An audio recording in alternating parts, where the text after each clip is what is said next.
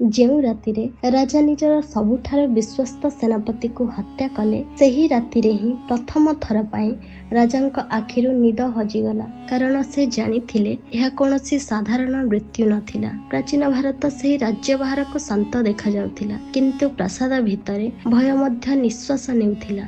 ରାଜା ନିର୍ଦ୍ଦୟ ନଥିଲେ, ତଥାପି ସେ ଏମିତି ଏକ ନିଷ୍ପତ୍ତି ନେଇଥିଲେ ଯାହାକୁ ନେବା ପୂର୍ବରୁ ତାଙ୍କ ହାତ ମଧ୍ୟ ଥରି ଉଠିଥିଲା। ସେହି ସେନାପତି ଯିଏ ପିଲାଦିନରୁ ରାଜାଙ୍କ ଛାଇ ପରି ସାଥିରେ ଥିଲେ, ଯିଏ ପ୍ରତ୍ୟେକଟି ଯୁଦ୍ଧରେ ରାଜାଙ୍କ ଆଗରେ ରହି ଶତ୍ରୁର ଆଘାତ ମଧ୍ୟ ସହୁଥିଲେ, ଆଜି ତାଙ୍କୁ ହିଁ ବିନା କାରଣରେ ଦେଶଦ୍ରୋହୀ ଘୋଷଣା କରି ଦିଆଗଲା।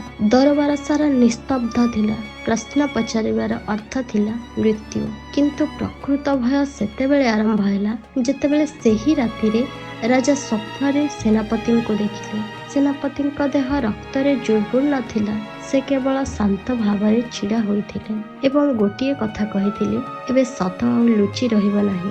ରାଜା ଭୟରେ ଚମକି ପଡ଼ି ଉଠିଲେ। ତାଙ୍କ ଆଖି ମହଲର ଅନ୍ଧାର ଭିତରେ କାହାକୁ ଯେମିତି ସେ ଖୋଜୁଥିଲେ। ଆଉ ଠିକ୍ ସେତିକି ବେଳେ ତାଙ୍କୁ ଅନୁଭବ ହେଲା ସେନାପତି ଏକୁଟିଆ ନଥିଲେ, ଆଉ ଜଣେ କିଏ ମଧ୍ୟ ତାଙ୍କ ସହିତ ଥିଲେ, ଯିଏ ସବୁ କିଛି ଜାଣିଛି। ଆଉ ସେ ଯଦି ଜୀବିତ ମିଳେ, ତେବେ ପରବର୍ତ୍ତୀ ମୃତ୍ୟୁ ରାଜାଙ୍କର ହିଁ ହୋଇପାରେ।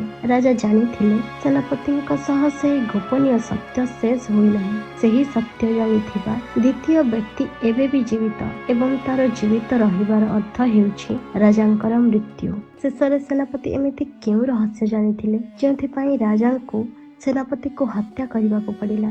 ଏହା ଜାଣିବା ପାଇଁ ଆମ ଚ୍ୟାନେଲକୁ ସବସ୍କ୍ରାଇବ୍ କରନ୍ତୁ ଏବଂ ଦେଖନ୍ତୁ ପରବର୍ତ୍ତୀ ଭାଗ।